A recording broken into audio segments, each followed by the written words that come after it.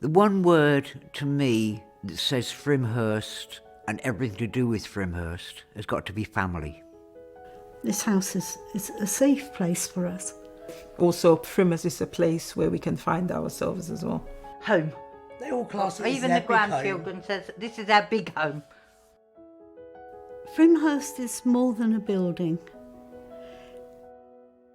It's a shelter, it's a haven, it's a home.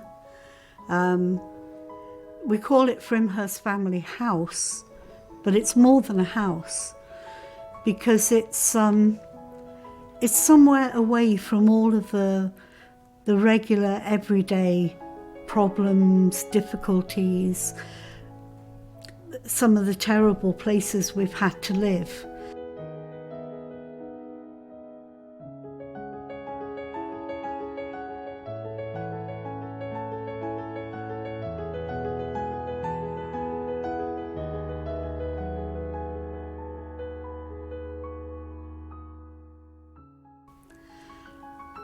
When I first came here, my family and I, we were going through a pretty terrible time.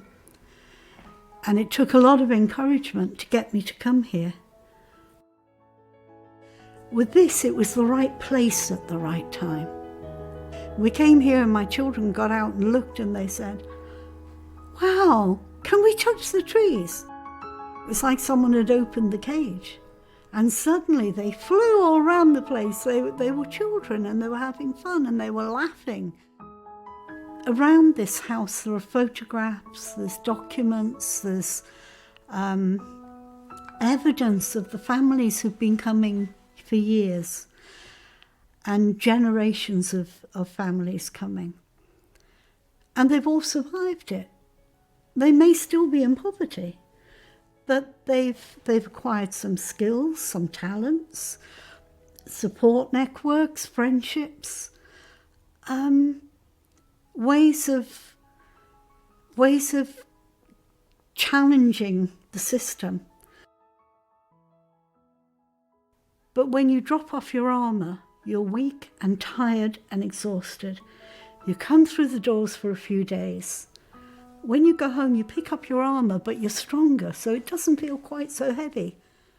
You know you've got to carry it back with you, but you've got some resilience and some courage to go back and face all that because you've shared it here.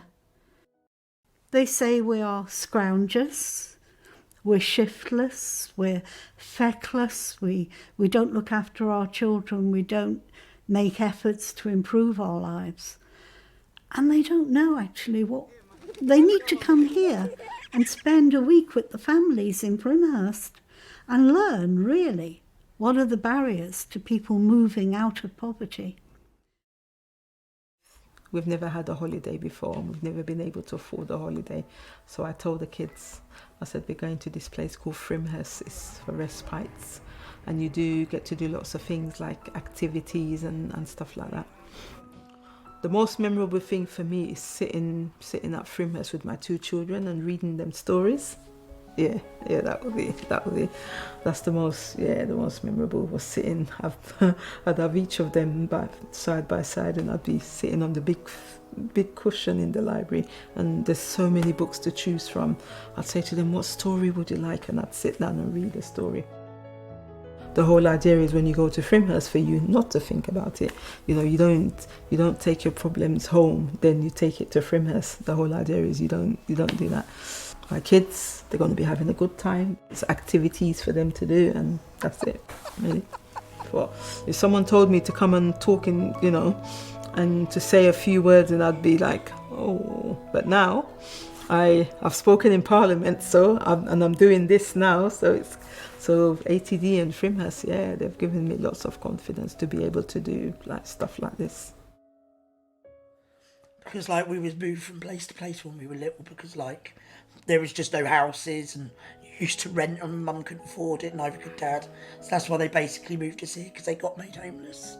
But then when we got here, it was like a nice family safe home. And this is what we did class as home properly when we were young. Frimhurst helped. Yeah. Changed us a lot, yes.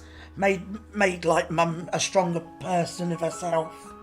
she knew that she could move away and she could do anything and everything she needed to do before she was here. Then when you came here and got all the support when you moved away, you felt as though they've helped you so much. And you could do it all yourself now. But you always knew there was someone here to turn back to if you needed them. I remember when I was like 10, 11 years old, come on, Anne-Marie, let's go do cooking. And we'd be baking cakes and everything. You can guarantee if you wanted a birthday cake made, Ruby would help you make a birthday cake. Anything like that. Any birthday that was coming up, Ruby used to help you make a cake. And so did Ruby and Mrs. Gad. And you used to have a birthday party. You didn't have to invite anybody else because there were so many kids there was here. all of us all here. Every you had a party here anyway. There was just hundreds of kids. It was just a big happy family fair. My daughter Sophie come here when she was a baby. Now she's just graduated at Southampton for being a social worker. And obviously she wants to support everybody here. She's been growing up here. I've been to Frimhurst loads of times in my life, and obviously my mum and that lived there when they were younger. Without Frimhurst they probably would have completely struggled, had nowhere to go, no food, no nothing. So I think without Frimhurst I might not have been around.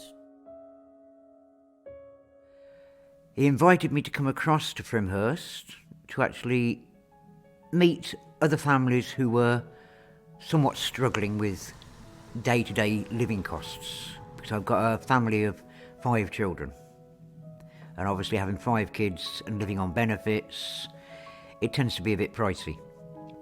Over the years, Frimhurst and ATD itself have helped my family in a many number of ways, be it from just general how to get by with things, to how to sort things out, to having family and friends that we choose, because we are the family that we choose as opposed to the family we're born into.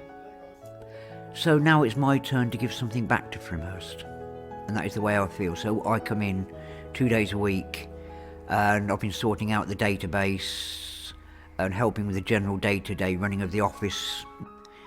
Poverty to us is not being able to put shoes on my children's feet.